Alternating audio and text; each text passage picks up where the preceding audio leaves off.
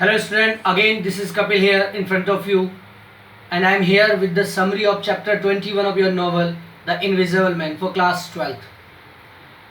Giffen को बहुत मज़ा आ रहा था इनविजिबल होके.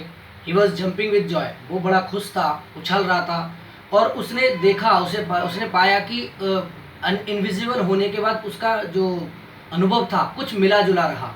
कुछ उसके अपने फ़ायदे भी थे, कुछ नुकसान भी थे. फ़ायदे ये थे कि वो किसी को दिखाई नहीं देता था और वो कहीं भी जा सकता था, अपनी मर्ज़ी से जो चाहे कर सकता था. लेकिन सबसे ज़्यादा दिक्कत उसे तब होती थी कि जब वो लोगों के बीच से निकलता, लोग इसको ऊपर पैर रख देते और कोई उसे धक्का दे देता, क्योंकि वो तो किसी को दिखाई देता नहीं था, तो किसी को तो पता था नहीं कि यहाँ भी कोई है. और इसीलिए उसे सबसे ज़्यादा मुश्किल हो रही थी इन सब चीज़ों से. और सबसे ज़्यादा बड़ी दिक्कत उसे लग रही थी कुत्तों से. कुत्ते जो बहुत स्मार्ट होते हैं, जिनकी सूंघने की शक्ति बहुत ज़्यादा होती है, वो उसे दूर से सूंघ लेते और वो उसके ऊपर भौंकने लगते और वो बुरी तरह से वहाँ से उसे इधर उधर जाना पड़ता, क्योंकि लोगों को पता चल जाता कि कहीं ना कुछ है जब कुत्ते उसके ऊपर भौंकते. उसे बहुत सारी दिक्कतों का सामना करना पड़ रहा था. कभी कभी वो थोड़ा खुश भी था. वो जब लंदन में घूम रहा था तो आर्मी का मार्च चल रहा था एक जगह, वहाँ बहुत सारे लोग आए हुए थे. उसे जब वो वहाँ से निकल रहा था उसे बहुत बहुत प्रॉब्लम हुई. भीड़ से निकल पाना उसके लिए मुश्किल हो गया. लोगों ने उसे धक्के देना शुरू कर दिया और धक्के मारते मूरते लोगों को लगता जैसे यहाँ कोई है, लेकिन वहाँ दिखाई कोई देता नहीं, तो वो उसे इधर उधर धक्के मारते हुए निकल जाते. और उसे खुद को बचाने के लिए एक घर की सीढ़ियों पे उसे चढ़ना पड़ा. उसने वहाँ चढ़ के स्टेयर्स पे चढ़ के खुद को बचाया. और इसी तरीके से और वो वहाँ से अपने बचाव के चक्कर में उसके जो पैर है वो कीचड़ में डल गए और वो कीचड़ में चला गया और उसके पैर एकदम मडी हो गए, मतलब कीचड़ से भरे हुए हो गए. मिट्टी लग गई उसके पैरों में.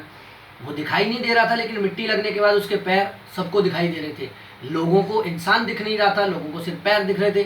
लोग कहने लगे कि भूत है, भूत है, भूत है, भूत भूत करके लोग चिल्लाने लगे और उसके पीछे दौड़ने लगे. तो उसने वहाँ से दौड़ना स्टार्ट किया. उसने भागने लगा वो, और तब तक भागता रहा जब तक कि उसके पैरों से वो मिट्टी हट नहीं गई.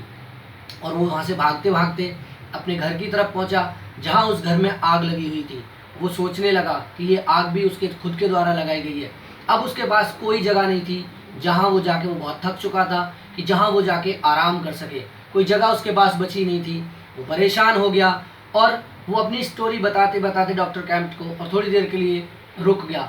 डॉक्टर कैम्प उसकी स्टोरी को सुनते सुनते काफ़ी नर्वस हो चुके थे और वो खिड़की के बाहर की तरफ देखते हैं, एक लंबी सांस लेते हैं और उससे दोबारा बोलते हैं कि ठीक है, अपनी कहानी दोबारा जारी रखो. So guys, this was the summary of chapter 21. Again I will here with the next chapter. Till then, bye bye and see you. Stay blessed and stay happy. If you just enjoying my videos, then please press the like button and subscribe my YouTube channel for getting more videos and refer to your friend. Thank you to all of you. Stay blessed and stay happy.